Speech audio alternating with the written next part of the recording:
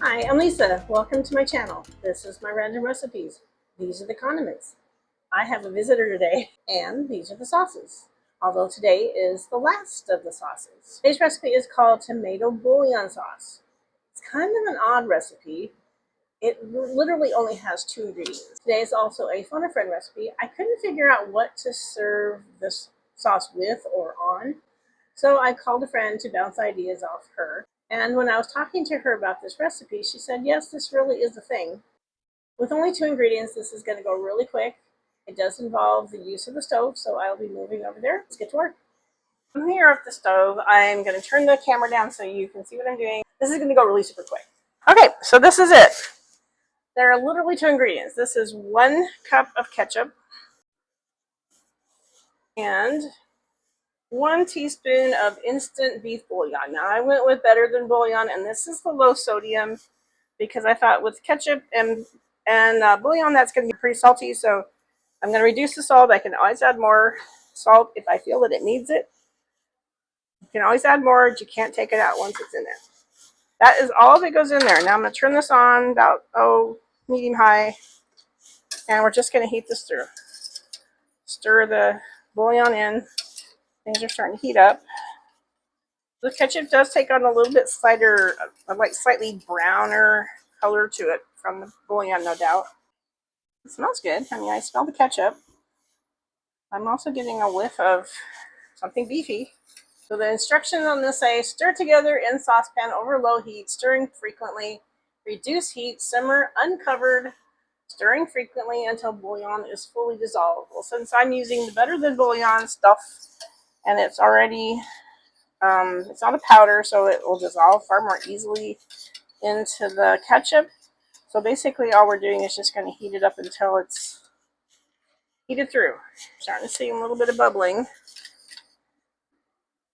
Okay, we're at 150, so I guess we're good. Let's turn it off. Take it off the heat. Well, I'm going to pause my camera, and I'll be back at the table in just a moment. I'm here at the table. I know I could use my counter today, but it was just such a small recipe. It didn't really seem like it was worth the trouble to bring it out today. And then besides, Mac's going to be getting a lot of work next week. So I'm going to turn this down so you can see what I have here. This is my dinner. Well, I made pot roast. So roasted potatoes, roasted carrots, and some onions in there. So this is what I'm going to be putting my sauce on. I have a single serve here for myself. So I guess what's for dinner tonight. Let's try some of this sauce. I'll put it on the side like a dipping sauce. I can always go back for more. Let's see how it tastes. A piece of the meat here. I think I'll cut that down a little smaller.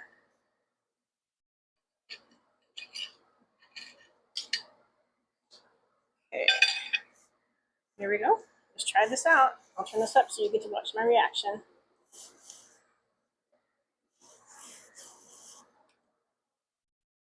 It is good. It's definitely heavy on the ketchup. It's not super beefy.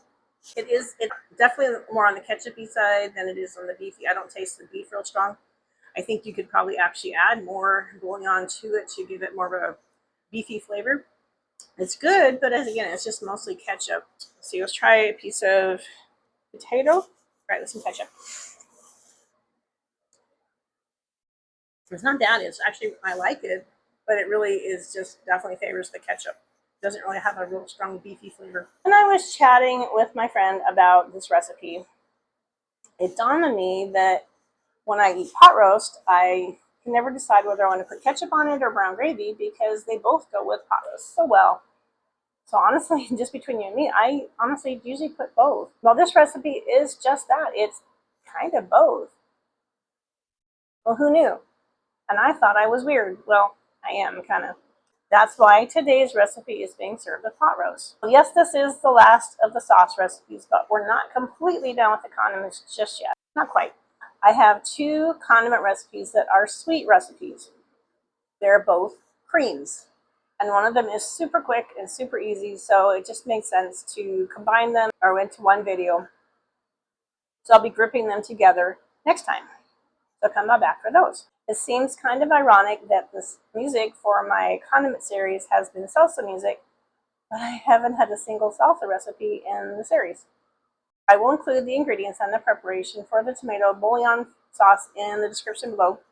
If you have any questions or other feedback for me, please feel free to reach out to me in the comments. I really do enjoy hearing from you.